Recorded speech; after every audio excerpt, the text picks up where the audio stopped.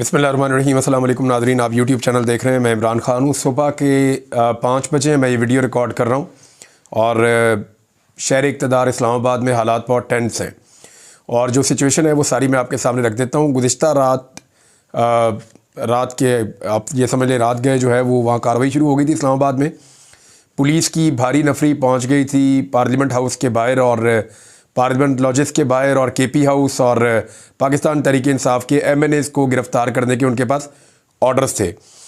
अब पुलिस जब पहुंची वहाँ पे और उन्होंने गिरफ़्तारियाँ शुरू की तो सिचुएशन का आइडिया हुआ कि ये तो सबको गिरफ़्तार करना चाहते हैं। तो पाकिस्तान तहरीक इंसाफ के जो कुछ MNAs हैं वो पार्लियामेंट हाउस के अंदर चले गए, कुछ पार्लियामेंट लॉजेस के अंदर चले गए।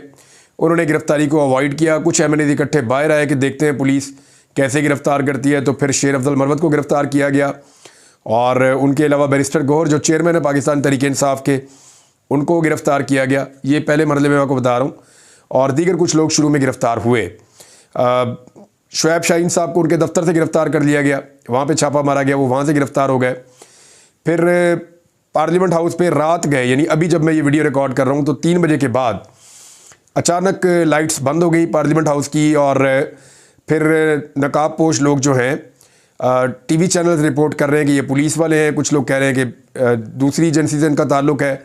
तो ये लोग पार्लियामेंट हाउस के अंदर दाखिल हो गए और बड़ी तादाद में गाड़ियाँ भी अंदर चली गई और फिर पार्लियामेंट हाउस के अंदर ऑपरेशन किया गया। कुछ तशद्दुद की इतलात भी हैं और वहाँ से 4 MNAs को मुबैना तौर पर गिरफ़्तार किया गया है।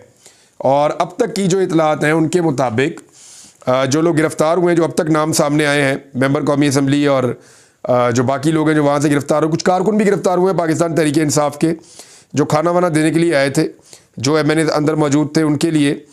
तो अब तक ज़ैन कुरैशी गिरफ़्तार हुए हैं, साहबज़ादा हामिद रज़ा उनको गिरफ़्तार किया गया है, शेख वकास अकरम गिरफ़्तार हुए हैं, जमशेद दस्ती जो हैं उन्हें भी गिरफ़्तार कर लिया गया है। अच्छा, ये सारी सिचुएशन तो एक तरफ है। दूसरी तरफ अली अमीन गंडापुर साहब जो हैं वो उनको मेरी कल रात उनसे बात भी हुई थी। मेरी उनसे क्या बात हुई, जिस रात उन्होंने जलसा किया था उसके बाद लेट नाइट उन्होंने मुझे खुद कॉल किया था, मेरी उनसे बात हुई थी। अच्छा, जो इन्फॉर्मेशन उन्होंने मुझे दी वो मैं आपके साथ शेयर करता हूँ। लेकिन फिर अली अमीन गंडापुर दोबारा कल उन्हें कॉल आती है और उन्हें एक मीटिंग के लिए इस्लामाबाद कॉल किया जाता है और जब वो इस्लामाबाद पहुँचते हैं तो उसके बाद उनकी मुलाकात शुरू हो जाती है एस्टेब्लिशमेंट के साथ। और 7 बजे के बाद अली अमीन गंडापुर का टेलीफोन नहीं मिलता, जो उनके साथ स्टाफ है उनका टेलीफोन नहीं मिलता और 5-6 घंटे गुजर जाते हैं। तो पाकिस्तान तहरीक इंसाफ को तशवीश शुरू हो जाती है और तहरीक इंसाफ जो है वो मुख्तलिफ उनके स्टेटमेंट सामने आना शुरू हो गए। इसमें उमर अयूब साहब का स्टेटमेंट है, बाकी लोगों के स्टेटमेंट है, मैं आपको बता देता हूँ। इंतज़ार हुसैन पंजूथा साहब ने जो लिखा, उन्होंने कहा जी कि अली अमीन को हफ्ज़े भेजा में रखा जाना इस मुल्क की तारीख का सबसे घटिया वाक़या है और ये पूरे खैबर पख्तूनख्वा की तौहीन है, ये पूरे पाकिस्तान की आवाम की तौहीन है। आमिर मुग़ल साहब ने कहा कि ये इस्लामाबाद के सदर हैं पाकिस्तान तहरीक इंसाफ के, उन्होंने कहा जी मुंतखब वज़ीर आला अगवा हुआ है, अभी तक खैबर पख्तूनख्वा असम्बली का हंगामी इजलास क्यों नहीं बुलाया गया? क्या डर लग रहा है? फौरी हंगामी अभी इसी वक्त आधी रात KP असम्बली का इजलास बुलाएँ और अभी पूरी आवाम को इस्लामाबाद धरने की कॉल दें।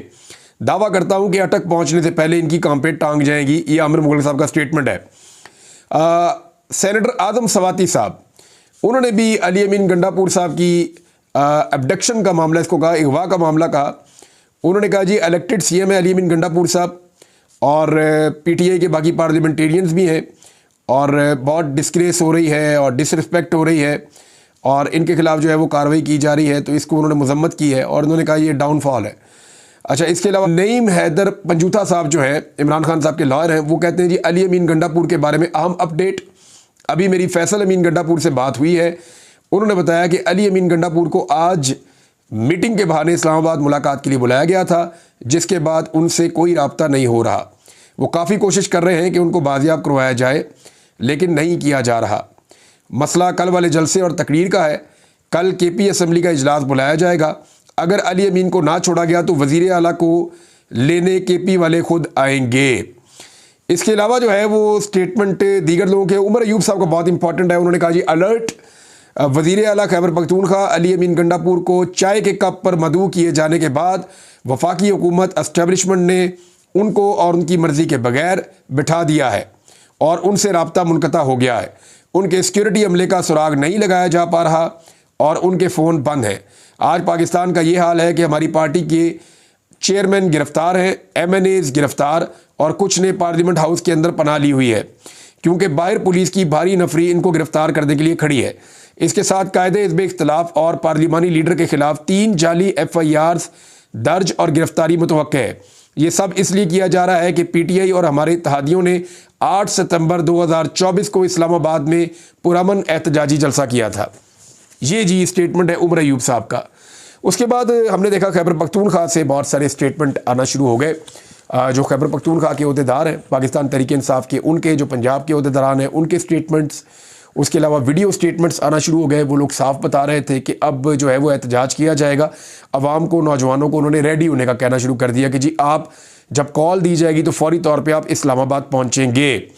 अब मामला क्या था? मामला था पाकिस्तान तहरीक इंसाफ ने एक जलसा किया इस्लामाबाद में और उसमें 3 किस्म के मुकदमा दर्ज हुए।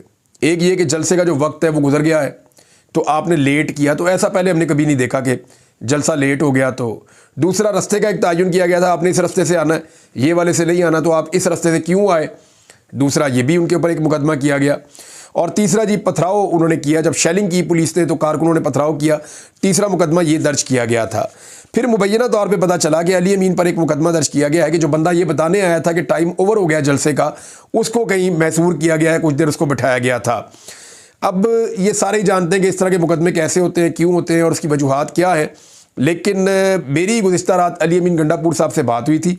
मैंने उनसे ये पूछा था कि आपने आज जो तकरीर की है ये बड़ी सख्त है, इससे पहले आपने ऐसे तकरीर नहीं की या आपकी पार्टी के किसी शख्स ने ऐसी सख्त तकरीर नहीं की, तो इसके ऊपर आपको कोई रिएक्शन आया अभी तक? तो अली अमीन गंडापुर साहब ने मुझे कहा जी मुझे अभी तक कोई रिएक्शन नहीं आया, लेकिन हमारे पास कोई और रास्ता नहीं है। मैं आपको उनके अल्फाज आपको बता देता हूँ। उन्होंने कहा कि अभी कोई रिएक्शन नहीं आया, हम कानून हाथ में नहीं लेना चाहते, मगर असूलन इमरान खान के मुकदमा ख़त्म हो गए हैं, अब उनकी रिहाई हो जानी चाहिए। इन लोगों से मुल्क चल नहीं रहा, इकॉनमी चल नहीं रही, तो ऐसी सूरत हाल में इमरान खान को अंदर रख के मुल्क का नुकसान कर रहे हैं।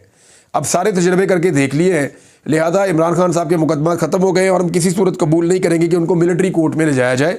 लिहाजा इमरान खान साहब की मकबूलियत बहुत ज़्यादा है और हम पर अवाम का बहुत दबाव है, हमारी पूरी पॉलिटिकल पार्टी पर। और लोगों ने हमें हुकूमतें इसलिए नहीं दी कि हम हुकूमतें करें, लोगों ने हमें वोट इसलिए दिए हैं कि हम इमरान खान की आज़ादी के लिए आवाज़ उठाएं, और जुल्म और जबर के ख़िलाफ़ लोगों ने हमें वोट दिया था। तो लोग बहुत दबाव डाल रहे हैं और ये दबाव वाकई है, अली अमीन गंडापुर पे भी है, जो बाकी पाकिस्तान तहरीक इंसाफ के MNAs हैं, MPAs हैं या जो ओहदेदारान हैं, उन सब के ऊपर ये बहुत दबाव है कि उनके ऊपर दबाव बार बार डाला जाता है कि इमरान खान के लिए आवाज़ उठाएं, तहरीक चलाएं। जहाँ पे भी लोगों के साथ इनकी इंटरेक्शन होती है, लोग सिर्फ इनको एक ही बात पूछते हैं।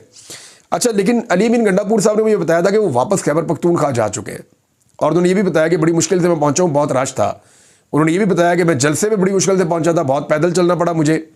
फिर उन्होंने ये कहा कि मैं वापस खैबर पख्तूनख्वा भी आया हूँ, तो मैं एक अल्टरनेट मुझे रास्ता भी इख्तियार करना पड़ा और मैं खैबर पख्तूनख्वा पहुँच गया हूँ। अच्छा, आज के दिन में अली अमीन गंडापुर साहब ने एक प्रोग्राम रखा हुआ था, जिस प्रोग्राम में उन्होंने खैबर पख्तूनख्वा के तमाम अजला से आने वाले सहाफ़ियों से मुलाकात करनी थी। और ना सिर्फ मुलाकात करनी थी, बल्कि जो प्रेस क्लब के कुछ फंड्स होते हैं वो भी खैबर पख्तूनख्वा हुकूमत ने जारी करने थे। लेकिन एंड टाइम पे ये प्रोग्राम तब कैंसिल हो गया जब अली अमीन गंडापुर साहब को एक कॉल आई और उन्हें कहा गया कि आप इस्लामाबाद पहुँचे। अली अमीन गंडापुर साहब इस्लामाबाद पहुँच गए और उसके बाद वो राब्ते से बाहर हो गए। अब पाकिस्तान तहरीक इंसाफ ने यहाँ तक कह दिया जी कि हम एक मुकदमा सुबह करेंगे और पटिशन दायर करेंगे अली अमीन गंडापुर की बाजियाबी के लिए इस्लामाबाद हाई कोर्ट में। तो ये ऐसा वाक़या पाकिस्तान की हिस्ट्री में पहली मरतबा है कि एक इतने बड़े सूबे का 4 करोड़ 80 लाख की आबादी है, 4.25 करोड़ की, इतने बड़े सूबे का एक वज़ीर आला ही गायब हो गया। और उसके बाद उन्होंने कहा जी कि अब सुबह हम जाएंगे इस्लामाबाद हाई कोर्ट में और जो खैबर पख्तूनख्वा हुकूमत के एडवोकेट जनरल हैं वो इसमें उनकी जानिब से पटिशन दायर की जाएगी और अली अमीन गंडापुर की बाजियाबी की कोशिश की जाएगी। अच्छा, मुझे इस बात का यकीन था कि वो बाजियाब हो जाएंगे, वो सामने आ जाएंगे।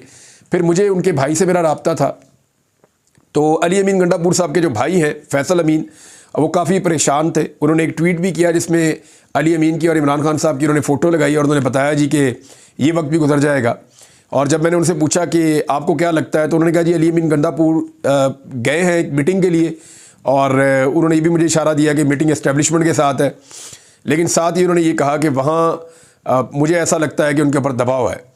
तो मैंने कहा फिर आप एक्सपेक्ट क्या कर रहे हैं? उन्होंने कहा दबाव तो अली अमीन पे पहले भी बहुत पड़ा है, इनके ऊपर टॉर्चर भी बहुत हुआ है, इनके साथ ज़्यादती भी बहुत हुई है, इनके बाल भी काटे गए हैं, बड़ा शदीद टॉर्चर किया गया है, तो पहले भी वो दबाव के अंदर नहीं आए। तो उन्होंने इस उम्मीद का इजहार किया कि अभी भी वो दबाव में नहीं आएंगे, लेकिन इस बात का सबको आइडिया था कि सुबह अदालत खुलने का इंतज़ार नहीं किया जाएगा, ये बहुत बड़ा रिस्क है, तो अली अमीन गंडापुर रात के किसी पहर जो है वो बाजियाब हो जाएंगे। उसके बाद मुझे मैसेज आ गया उनका, और उन्होंने कहा जी कि अली अमीन गंडापुर जो है वो आ गए हैं।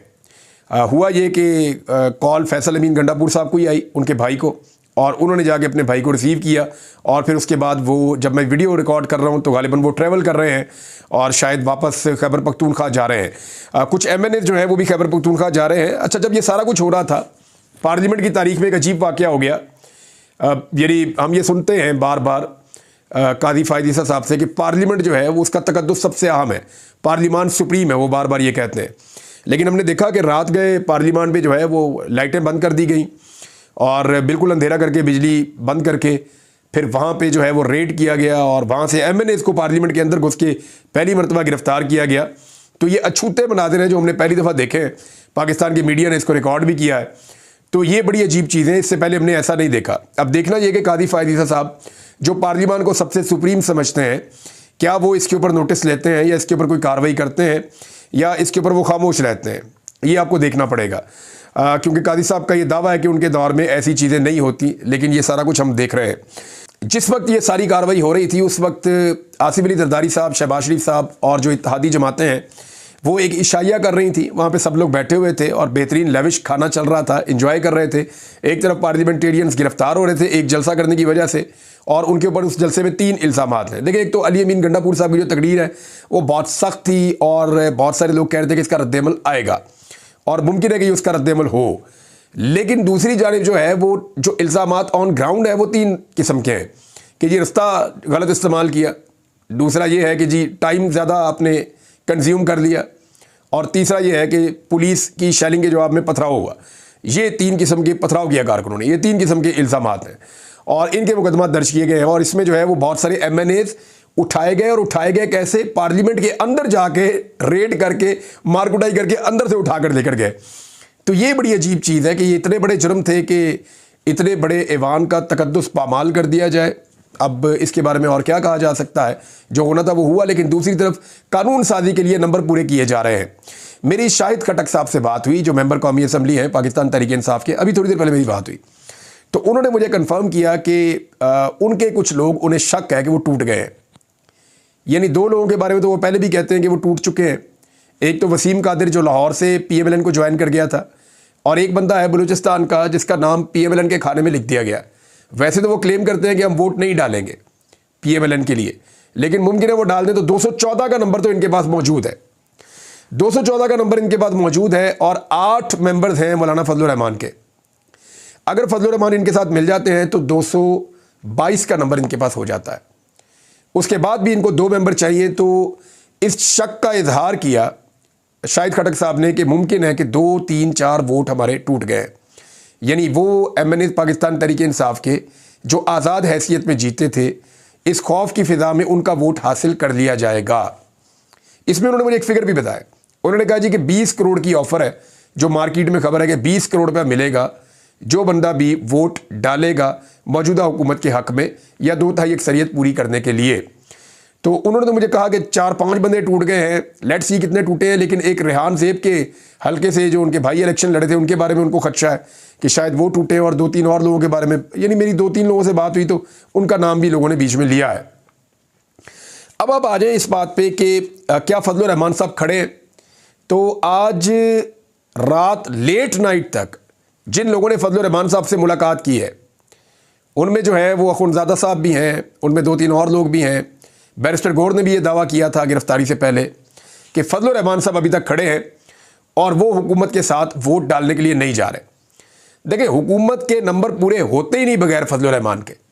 कल मुझे नादरीन एक बड़ी अहम शख्सियत ने यह बताया, और पाकिस्तान तहरीक इंसाफ से उनका ताल्लुक़ है, और वो बहुत बड़े ओहदे पे हैं। उन्होंने मुझे कल बताया, मैं भी उनका नाम किसी वजह से नहीं बता रहा आपको, कि मौलाना असद जो है, मौलाना फजलुर रहमान साहब के बेटे, उनकी मुलाकात हुई है इस्लामाबाद के एक निजी होटल में मोहसिन नकवी साहब के साथ, और वहाँ पे डील तय हो गई है कि मौलाना फजलुर रहमान साहब 2/3 अक्सरियत के लिए हुकूमत की मदद करेंगे। ये उनका दावा है। उन्होंने कहा डील तय हो चुकी है, इसके बदले में 2 वजारतें बलूचिस्तान में, 2 वजारतें वफाक में, गवर्नरशिप साथ में मिलेगी और कुछ और लवाजमात भी मिलेंगे। तो ये सारा कुछ, और जो वजारतें हैं वो भी उनकी मर्जी की। तो इस तरह जो है वो एक बहुत बड़ा सौदा होने जा रहा है, और इसमें बहुत सारी चीज़ें और भी इन्वॉल्व हैं। ये उस शख्सियत का दावा था कि जनाब ये होने जा रहा है। अब दूसरी तरफ जो है वो फजलुर रहमान साहब अभी तक ये कह रहे हैं कि हम ये नहीं करने जा रहे, हम हुकूमत का साथ नहीं देंगे। इसमें जो सबसे बड़ा प्रेशर है फजलुर रहमान साहब पे, वो उनकी पार्टी का है। उनकी पार्टी ने फजलुर रहमान साहब को साफ कहा है कि अगर आप ये करेंगे तो फिर आप अपनी सियासत को तबाह कर लेंगे, हम दोबारा आवाम के पास वोट मांगने जाएंगे तो ये सारी गंदगी हमारे खाते पड़ जाएगी। और अगर ये कानून साजी हो जाती है तो फिर कादी फायद ईसा ऑटोमेटिक उनकी एक्सटेंशन हो जाएगी। वो चाहे ये कहते रहे कि मैं नहीं लेना चाहता, लेकिन उनकी ऑटोमेटिक उनकी एक्सटेंशन हो जाएगी। फिर कादी फायद ईसा साहब जो है वो एक्सटेंड हो जाएंगे, उनकी एक्सटेंशन हो जाएगी। फिर तो एक ही रास्ता रह जाएगा कि वो इस्तीफा दे दें। तो इस्तीफा तो वो देने के नहीं, तो वो अपना काम करते रहेंगे। तो ये सिचुएशन है कि फजलुर रहमान साहब पे ही डिपेंड करता है कि वो इस हुकूमत की 2/3 की अक्सरियत पूरी करवाते हैं या नहीं। जो इनिशियल सेलिब्रेशन है, यानी एक डिनर जो होता है फॉर्मल, वो हो गया है। सबको कह दिया गया कि आप इस्लामाबाद में रुकें, और नंबर पूरे होने का दावा जो है वो किया गया है। और कुछ खबरें छपी भी हैं कि शहबाज शरीफ साहब की जानिब से कोट करके एक्सप्रेस न्यूज़ पे खबर भी छपी है कि फजलुर रहमान साहब को बना लिया गया है और 2/3 अक्सरियत पूरी हो गई है। अब देखते हैं कि होता क्या है। बहरहाल खैबर पख्तूनख्वा की असम्बली ने फौरी तौर पर अपना सेशन बुलाया, हंगामी इजलास बुलाया। देखते हैं सुबह ये इजलास होता है या नहीं होता। और अली अमीन गंडापुर साहब ऑफिशियली इतने घंटे तक गायब रहने के हवाले से अपना क्या मौक़िफ़ देते हैं। अब तक के लिए इतनी, अपना ख्याल रखिएगा, अपने चैनल का भी। अल्लाह हाफ़िज़।